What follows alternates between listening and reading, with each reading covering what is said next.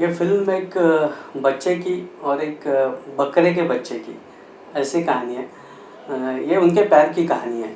जैसे आपने मासूम फ़िल्म देखी होगी, तो उसमें एक माँ का और बच्चे का अ, जैसे प्यार है, उस तरह ये दिखाने की हमने कोशिश की है। वैसे मैं आपसे ये समझना चाहूँगा क्या जैसे आपने कहानी बताई क्या खास होगा इस फिल्म के अंदर? खास मतलब हम लोग जनरली देखते हैं कि हर फ़िल्म में लड़का-लड़कियों का प्यार दिखाया जाता है या फिर मतलब लव स्टोरी, सिर्फ़ लव स्टोरी होती है। यहाँ पे तो एक जानवर की और एक बच्चे की प्रेम कथा हम लोग ने दिखाई है। अच्छा, कहीं आप ये भी दिखाते हैं कि एक बच्चे को प्रेम है और फिर कहीं उस बच्चे की बलि चढ़ जाती है, तो वो कितना इंटरेस्टिंग हुआ आपके लिए वो शूट करना, कैसा रहा एक्सपीरियंस?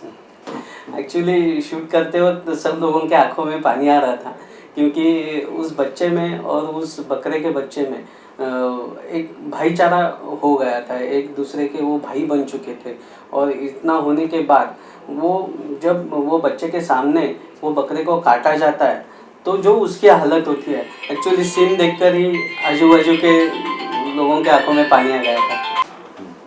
कास्टिंग बहुत इंपॉर्टेंट मायने रखती है किसी भी फिल्म की।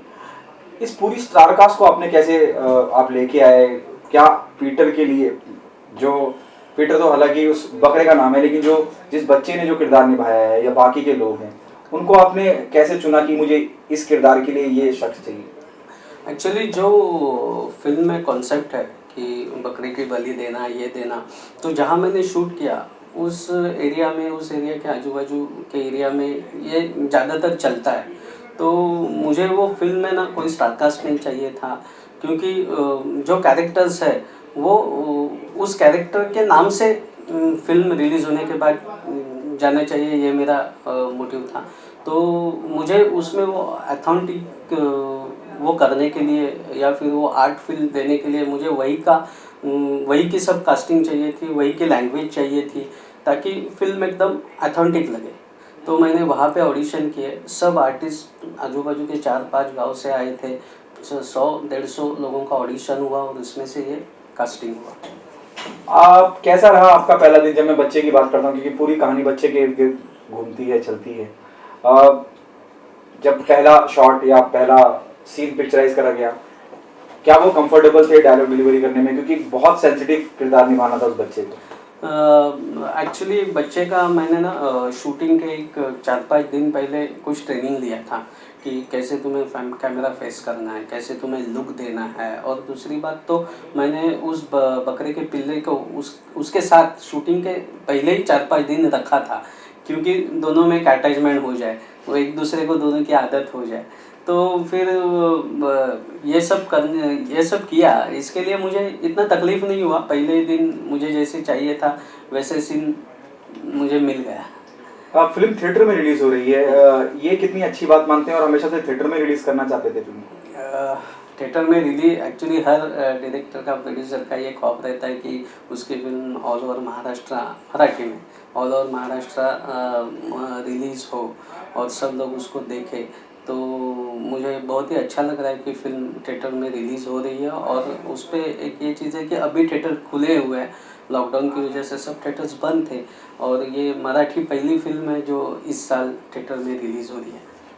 क्या आपको लगता है कि फिल्म इतने सेंसिटिव सब्जेक्ट पे है, एक बच्चे की कहानी है, बच्चे की फिल्म है, फिल्म को पहले फिल्म फेस्टिवल्स पे ले जाना चाहिए था, फिर रिलीज करना चाहिए था? हाँ, एक्चुअली मेरा प्लान यही था कि पहले हम लोग फेस्टिवल करें, लेकिन क्या है सर कि जो लॉकडाउन का पीरियड गया, तो उसमें ऑलरेडी फिल्म 8-9 महीने डिले हो गई।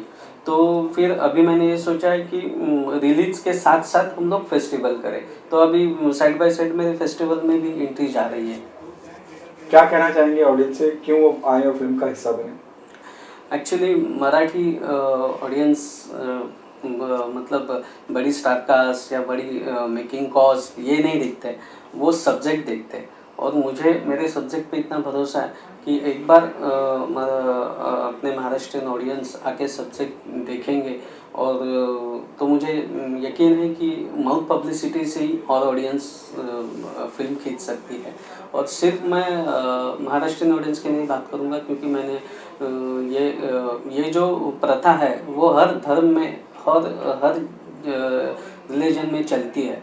तो इसके लिए मैंने फिल्म के लिए सबटाइटल रखे हुए हैं कि कोई जो नॉन मराठी आदमी है वो भी इसको देखे और वो भी इस फिल्म को चाहे। क्या आपको लगता है सैराट जैसी फिल्म इतनी बड़ी कामयाब हुई, नागेश मंजुलेकर की फिल्म थी, कुकू जो उसमें थी, इन लोगों को आगे इस तरह की फिल्मों को सपोर्ट करना चाहिए? क्योंकि जिस हालत से अभी मतलब फिल्म की उसमें भी सब नई कास्टिंग थी, सिर्फ एक उनका प्लस पॉइंट ये था कि अजय अतुल जी ने उसका संगीत दिया था और जी ने उसको प्रमोट किया था।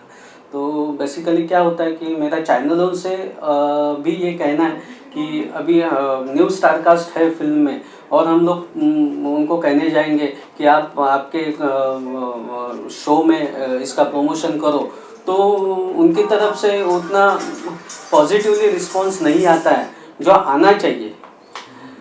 वो करते हैं कि नहीं हमें भाई ये स्टारकास्ट चाहिए, वो स्टारकास्ट चाहिए तो ही हम प्रमोट करेंगे। तो ये थोड़ा बदलना चाहिए, क्योंकि सैराट एक आपके सामने एग्जांपल है जो पूरी नई स्टारकास्ट थी, लेकिन वो अच्छी तरह से प्रमोट हो गई, इसके लिए वो थिएटर में भी हिट हो गई। Thank you so much. मैं जानना चाहूँगा क्या खास है, थोड़ा सा आपके बारे में, बिफोर मैं आपसे और सवाल करूँ, थोड़ा सा अपने बारे में बताइए प्लीज़। मैं बेसिकली बिलोंग उत्तराखंड से करता हूँ और मुंबई में मुझे 10 या 11 साल कंप्लीट हो चुके हैं। मैं कई सारी फिल्मों में जुड़ा हुआ हूँ, डिस्ट्रीब्यूशन से मेरा कैरियर चालू हुआ है, जिसमें कई सारी मूवी की है मैंने, डिस्ट्रीब्यूशन में एग्जीबिशन भी किया है कई सारी फिल्मों का। और मराठी इंडस्ट्री में मैं मतलब 2 साल से काफ़ी एक्टिव हूँ। इससे पहले मेरी मतलब total 5 Marathi film as an producer आ चुकी है, जिसमें व्हाट्सअप लव थी, थोड़ी हिंदी में थोड़ी सी मनमानियाँ थी, हिंदी की एक और मूवी थी शॉर्टकट रोमियो थी, बेरीज बाजा बाकी थी, डोम थी, मिस यू मिस थी, और अभी 22 जनवरी को जो मूवी आ रही है पीटर आ रही है। ओके, पीटर के बारे में जानना चाहूँगा। पीटर एज एन प्रोड्यूसर, क्या जब मेकर कोई फिल्म बनाने के लिए किसी प्रोजेक्ट का हिस्सा बनते, जैसे आप मराठी इंडस्ट्री की बात कर रहे हो, क्या खास था पीटर में जो आप इस प्रोजेक्ट का हिस्सा बने? पीटर एक्चुअली ये कहानी जब अमोल जी मेरे पास लेके आए थे स्टोरी को, तो मैंने मूवी देखी और मुझे मूवी बहुत पसंद आई। तो जनरली मैंने जितनी मराठी फिल्में की हैं और जितनी हिंदी फिल्में डिस्ट्रीब्यूशन में या प्रोड्यूस में की हैं, तो वो सब बड़े स्टार कास्ट की फिल्में की हैं, बट इस मूवी में कोई स्टार कास्ट नहीं था। बट इसकी कहानी बहुत अच्छी है, स्टोरी बहुत, कंटेंट बहुत अच्छा है, क्योंकि कंटेंट जो है एक बकरे और एक लड़के की कहानी है फ्रेंडशिप की। तो मुझे कंटेंट बहुत पसंद आया और मराठी इंडस्ट्री हमेशा से कंटेंट के ऊपर चलती है, तो मुझे भी लगा कि मेरी कंपनी को ऐसी फिल्म की बहुत ज़रूरत है। तो मैंने इस फिल्म को फिर अमोल जी को बोला ठीक है मैं आपके साथ इस फिल्म को प्रोड्यूस करता हूँ और प्रेजेंट करता हूँ। बच्चों को लेके वैसे भी बहुत कम फिल्में बनती हैं, विद ऑल ड्यू रिस्पेक्ट। क्या आप मानते हैं एक नई शुरुआत है, बहुत मुख्तलिफ, अगर आप देखेंगे 100 फिल्मों में से मुश्किल से आप 1 या 2 फिल्में भी बच्चों के लिए खास जो बनाई जाती है, क्या कहना है? बच्चों का कंटेंट हमेशा से मेरे हिसाब से तो बहुत यूनिक रहता है, क्योंकि बच्चे जो होते हैं जो माँ बाप को थिएटर में लेके आते हैं, तो मुझे लगता है कि बच्चों के ऊपर बहुत मूवी बननी चाहिए। जो हमारे इंडिया में भी बच्चों के ऊपर मूवी बनी है वो काफ़ी चली है, काफ़ी अप्रिशिएट भी हुई है। और हॉलीवुड में जो फिल्में बनती है आप देखो, मतलब सारी एनिमेटेड फिल्में बच्चों के ऊपर ही होती हैं, तो सबसे ज़्यादा कलेक्शन उन्हीं का होता है। तो मुझे भी लगता है कि हमारे इंडिया में जो बच्चों के ऊपर मूवी बननी चाहिए और ज़्यादा से ज़्यादा उनको मतलब अच्छे कंटेंट होने चाहिए, मतलब बच्चों की कहानियों को लेकर। जब मैं बच्चों की फिल्मों की बात करता हूँ, तो जो सरकार की तरफ से पूरी जो संस्था चलती है चिल्ड्रन जिसके चेयरमैन मुकेश खन्ना साहब रह चुके हैं पहले, अब शायद कोई और है, क्या आपको लगता है उनको भी आके सपोर्ट करना चाहिए इस तरह की फिल्मों को? मुझे लगता है डेफिनेटली उनको सपोर्ट करना चाहिए। खुद वो इतने बड़े लेजेंड हैं और इतना सारा काम उन्होंने किया है, अगर वो इसको सपोर्ट करेंगे तो हम जैसे जो मेकर्स हैं जो ऐसा कोशिश कर रहे हैं अच्छा कंटेंट बनाने के लिए, हमको बहुत सहयोग मिलेगा। मुझे तो लगता है कि उनको डेफिनेटली सपोर्ट करना चाहिए। फिल्म के ट्रेलर में जब हम देखते हैं एक बकरे की, एक बच्चे की जो दोस्ती है, फ्रेंडशिप है, एक अलग तरह की मोहब्बत दिखाई गई है, लेकिन साथ में एक कुर्बानी जो करी जाती है, आप दिखाते हैं सीन होता है जहाँ पे बकरे को बलि दी जा रही है बकरे की। इस बारे में क्या कहना चाहेंगे? क्या आपको लगता है कि थोड़े विवाद आ जाएंगे? मुझे नहीं लगता है कि इसमें कुछ विवाद होना चाहिए, क्योंकि आप जब इस मूवी को देखोगे तो आपको खुद समझ में आ जाए कि ये कहानी एक दोस्ती के ऊपर है। हमने दोस्ती किसी के साथ भी हो सकती है, चाहे वो जानवर हो, कुछ भी हो, मतलब। तो जब आप मूवी देखोगे तो इसका जवाब मुझे लगता है आपको अच्छे से मिल जाएगा सर, कि ये कंटेंट मतलब क्या कहना चाहते हैं हम लोग। मुझे नहीं लगता कि कुछ विवाद होना चाहिए इसके ऊपर। क्या चैलेंजिंग रहा आपके लिए जब इस वक्त आप इस पूरे प्रोजेक्ट पे काम कर रहे थे? मेरे लिए चैलेंजिंग तो ऐसा फ्रैंकली बताऊं तो कुछ रहा नहीं, बहुत नॉर्मल था, जैसे मैं सारी फिल्में करता हूं।